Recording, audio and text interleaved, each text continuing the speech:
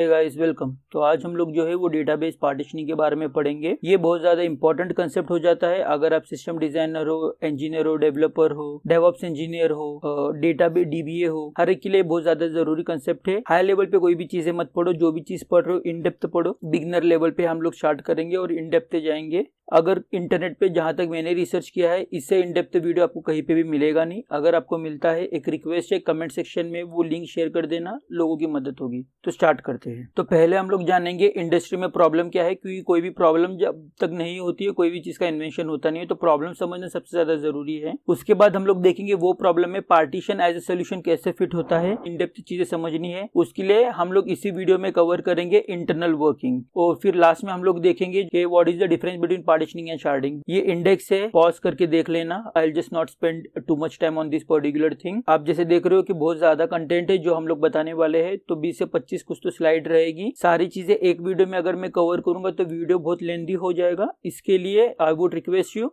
आपको इसको binge watch करना पड़ेगा। आप जब भी अगला सेक्शन देखोगे तो इंश्योर करना कि आपने पहले के सेक्शन देखे हुए होने चाहिए, ताकि आप चीजें रिलेट कर पाओ। जिस तरीके से आप लोग वेब सीरीज देखते हो उसी तरीके से आपको इसको बिंज वॉच करना पड़ेगा। करंटली प्रॉब्लम है क्या, आप ये देख रहे हो, मैंने एक टेबल बनाया है एम्प्लॉयज का, जिसके अंदर 100 रिकॉर्ड डाला है और यहाँ पे मैंने सिलेक्ट की क्वेरी चलाया हूँ। उसके बाद जब मैंने सिलेक्ट की क्वेरी चलाया तो एग्जीक्यूशन टाइम आप देखोगे कि 0.49 सेकंड है, 49 मिली सेकंड सॉरी। अब उसके बाद मैंने क्या किया कि उसके अंदर 10 लाख रिकॉर्ड्स ऐड किए हैं, और वो करने के बाद जब मैं सिलेक्ट की सेम क्वेरी चलाता हूँ, आप देखना कि इसके लिए टाइम कितना लग रहा है, 472 मिली सेकेंड्स। इसका मतलब ये है कि जब एक टेबल के अंदर हमारा डेटा बढ़ जाता है और हम जब क्वेरीज चलाते हैं तो उसको प्रोसेसिंग करने के लिए काफी ज्यादा टाइम लगता है। यही जो है ये सबसे बड़ी कोर प्रॉब्लम है हमारी, कि एज एंड व्हेन आप अभी नई कंपनी स्टार्ट करो, आप एक टेबल बनाओगे, उसके अंदर सारा डेटा आप डालते जाओगे। एज एंड व्हेन आपकी कंपनी ग्रो करेगी, यूजर बेस ग्रो करेगा, आपका रोज ग्रो करते जाएंगे। जैसे ग्रो करते जाएंगे वैसे आप देखोगे कि लेटेंसी आपकी इंक्रीज हो रही है, थ्रूपुट कम हो रहा है, क्योंकि प्रोसेसिंग टाइम, डेडलॉक एंड बहुत सारी चीजें होती है बैकएंड में डेटाबेस में।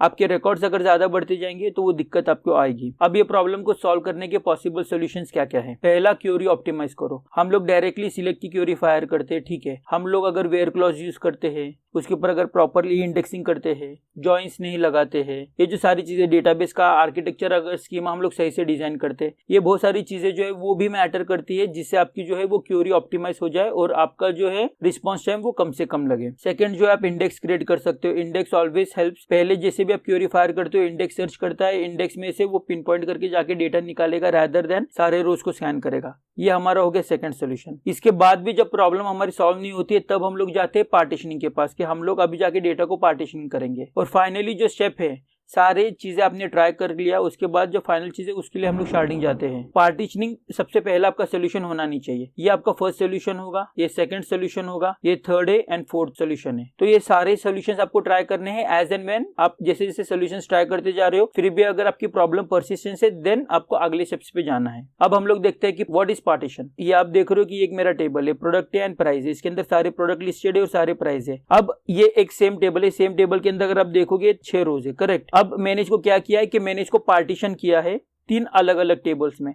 हर एक टेबल में आप देखोगे कि 2 रिकॉर्ड्स पड़े हैं। तो फॉर एन एग्जांपल एज्यूम करो कि इसके अंदर अगर 10 लाख रिकॉर्ड्स होते हैं, तो इसको अगर मान लो 400 मिली सेकंड का टाइम लग रहा है। अब जब मैंने पार्टीशन किया है तो इसको फॉर एन एग्जांपल एज्यूम करो कि 400 डिवाइडेड बाय 3, इसको रफली अराउंड लाइक 120 मिली सेकंड का टाइम लगेगा। आपका टाइम ऑटोमेटिकली रिड्यूस हो जाता है। तो बेसिकली पार्टीशनिंग कुछ है नहीं, एक जो आपका बड़ा टेबल होता है जिसके अंदर सारे रिकॉर्ड्स होते हैं, रोज होते हैं, इसको हम लोग क्या करते हैं, अलग अलग टेबल्स में पार्टीशन करके डालते हैं, ताकि जो आपका एक टेबल है वो टेबल आपका छोटा रहे। किस तरीके से पार्टीशन करना है, स्ट्रैटेजी क्या रहेगी, वो सारी जो चीज है वो हम लोग आगे के वीडियो में देखोगे। बट इतना ही अभी आप समझ लो कि एक सिंगल टेबल नहीं रहेगा जिसके अंदर सारा रिकॉर्ड पड़ा है, बट उसको हम लोग सिर्फ बाइफर्केशन करके मल्टीपल डिफरेंट टेबल्स में सेव करते हैं। ये आप देखोगे कि क्रिएट टेबल किस तरीके से हम लोग को पार्टीशन करना है। तो जैसे हम लोग नॉर्मली क्रिएट टेबल करते हैं, क्रिएट टेबल की मैंने क्वेरी चला दी, लेट्स से ऑर्डर्स की। यहाँ पे हम लोगों ने क्या किया है कि पार्टीशन बाय रेंज। ये जब हम लोग डाल रहे हैं तो हम लोग क्या बोल रहे हैं डेटाबेस इंजन को कि भैया मेरे को टेबल बनाना है, बट ये जो टेबल है इसमें मेरे को पार्टीशन टेबल्स बनाने हैं, और उसका स्ट्रैटेजी क्या रहेगी, रेंज। मल्टीपल स्ट्रैटेजीज है जो हम लोग आगे देखेंगे। ये वन ऑफ द स्ट्रैटेजी है जहां पे हम लोग बोल रहे हैं कि मेरे को रेंज के बेसिस पे पार्टीशन करना है, और कॉलम क्या रहेगा, ऑर्डर डेट। और फिर यहाँ पे मैंने क्या किया कि ये टेबल भी मेरे को खुद से ही मैन्युअली बनाना है, तो यहाँ पे मैंने 2 टेबल बना दिए। एक टेबल जो मैं बनाया हूँ वो ऑर्डर्स 2025 जनवरी। हम लोगों ने एक रेंज दिया, तो हमारे को रेंज स्पेसिफाई करना, क्योंकि पार्टीशन बाय रेंज बोले ऑर्डर डेट, तो हम लोग यहाँ पे रेंज स्पेसिफाई करना है। तो हम क्या बोल रहे हैं 1 जनवरी 2025 से 1 फरवरी 2025, इसके बीच में जितने भी ऑर्डर्स आएंगे वो इस टेबल के अंदर जाएंगे। सिमिलरली मैंने एक दूसरा पार्टीशन क्रिएट किया है, ये पार्टीशन नेम है मेरा ऑर्डर्स 2025-02। अगेन ये जिसका रूट पेरेंट है वो ऑर्डर्स है। यहाँ पे भी हम लोगों ने जो रेंज दिया है, हम लोगों ने इस बार क्या बोला, 1 फरवरी से 1 मार्च। तो इस तरीके से चाहिए उतने सारे टेबल जो है वो हम लोग बना सकते हैं। जैसे ही मैंने टेबल्स बना दिया, अभी ये अगर मैं कमांड चलाता हूँ /GT ऑर्डर्स चार, तो यहाँ पे आप देखोगे कि मेरे 3 टेबल्स लिस्ट आउट हो गए। ऑर्डर्स, इसको मैं क्या बोल रहा हूँ, पार्टीशन्ड टेबल्स है। तो ये मेरा प्राइमरी टेबल है और ये मेरे जो है वो अदर टेबल है, which is my actually partition table. Orders 2025-01 और ये